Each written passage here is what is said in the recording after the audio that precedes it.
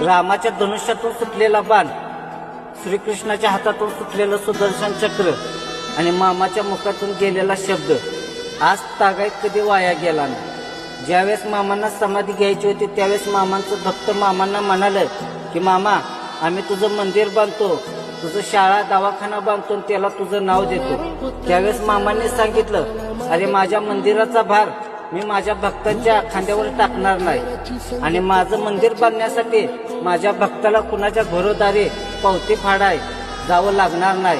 अरे बाळू धनगर असा देव आहे की ह्या जागेवर बसून बाळू धनगराचा राजवाडा होणार आणि ते बघायला साऱ्या दुनियेतील लोक माझ्या आदमापुरात येणार। मामांचा शब्द होता आणि मामांच्या शब्दात तोडजोड नव्हती। एकदा शब्द दिला की दिला। आता बघा काही दिवसातच मामांचा राजवाडा। बाळमाच्या नावाने देवा काळजी रे।